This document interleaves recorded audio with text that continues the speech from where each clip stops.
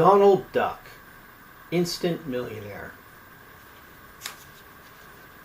Donald Duck and his nephews waved goodbye politely as Uncle Scrooge drove away. But once he was out of sight, they leaped and laughed and frisked and frolicked and chuckled and cheered.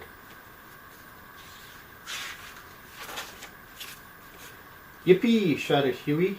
"We won't have to wash any dishes while we're minding Uncle Scrooge's super automated house.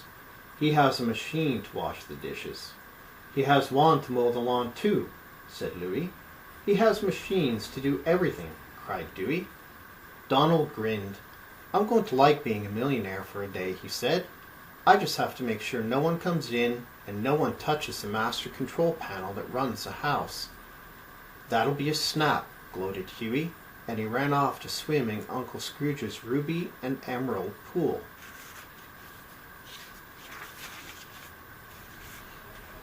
"No work at all," added Dewey, and he ran off to bowl in Uncle Scrooge's private bowling alley. "Nothing to worry about," said Louie, and he ran off to watch Uncle Scrooge's 68-inch television set. As for Donald, he wandered out to the front lawn and watched the automatic lawnmower run back and forth on the smooth, velvety grass. "This is really living," Donald decided. "At home, I have to push the lawnmower myself."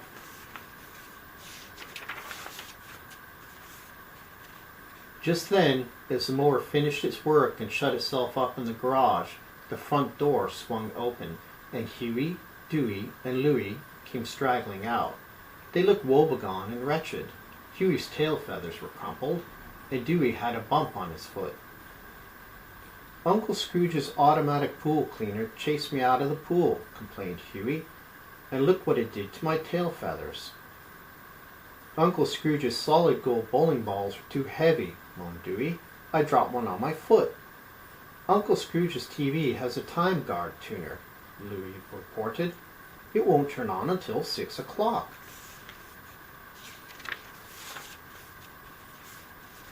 Suddenly there was a click and a swoosh and a pitter-patter of very wet drops. "Hooey!" shouted Donald. "It's the automatic lawn sprinkler." Donald and the boys raced for the house. When they came dripping and splashing into the front hall, a panel in the wall popped open. Out came a little machine that waved a tiny mop. It made angry, tick-tick-ticking sounds and chased the ducks up the stairs. Then it busily mopped the water off the floor.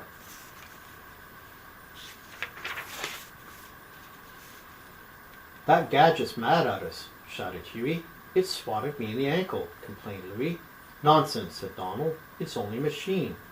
"I wonder if we can even have a snack in this house without getting into trouble," grumbled Dewey. As it turned out, Donald and the boys couldn't even have a snack without getting into trouble. They couldn't even have a snack at all. There was no refrigerator in the kitchen. There was only an electric food server, which was set to serve dinner at 7 and not a moment before.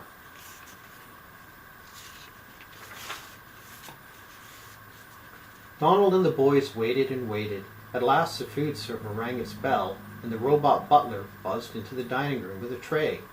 "Baked ham!" cried Dewey. "And corn on the cob!" exclaimed Huey. "Let's take our time and enjoy it," said Donald. "Remember, no snacks tonight." Huey, Dewey, and Louie did take their time.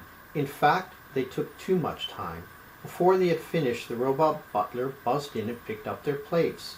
Then it buzzed back to the kitchen and clattered the plates into the instant sudser, which gurgled and churgled and washed them clean.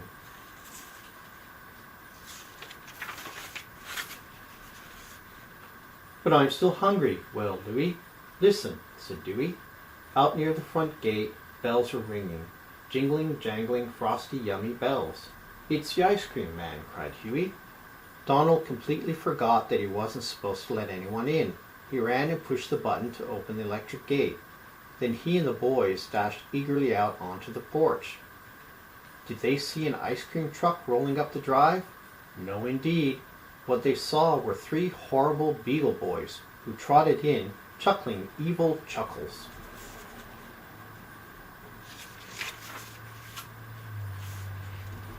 "Oh no," cried Huey. They'll take the rubies out of Uncle Scrooge's swimming pool. They'll steal the gold bowling balls out of Uncle Scrooge's bowling alley, moaned Louie. Donald leaped to the master control panel. He turned knobs, he twirled tuners, he twisted dials, and he clicked switches. All around Donald and his nephews, Uncle Scrooge's automated house began to buzz and hum and clank and rumble and tick. The little mopping machine popped out of the wall and chased a beagle into the dining room.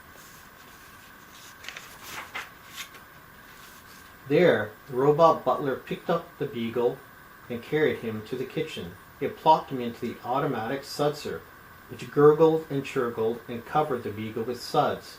It was a frightful experience for the poor beagle, who hadn't had a bath in over 20 years.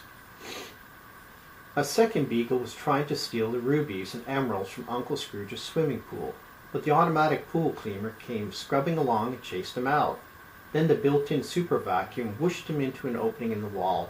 He stuck fast there, along with Uncle Scrooge's second-best umbrella and an old hat rack.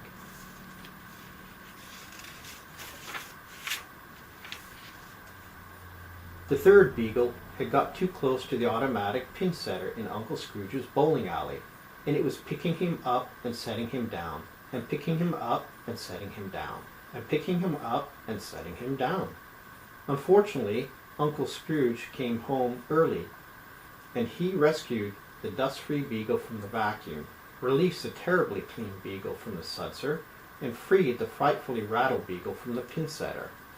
"I'm proud of my marvelous house," cried Uncle Scrooge when the beagles had been taken away and the automated house had been turned off.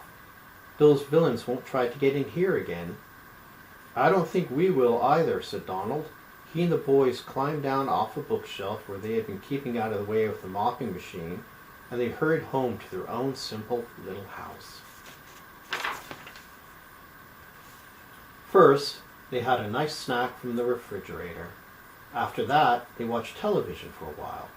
Then they went to bed and slept soundly all through the night. And who wouldn't? Living in an automated house may be fine for Uncle Scrooge, but for just plain folks, it's just plain hard work.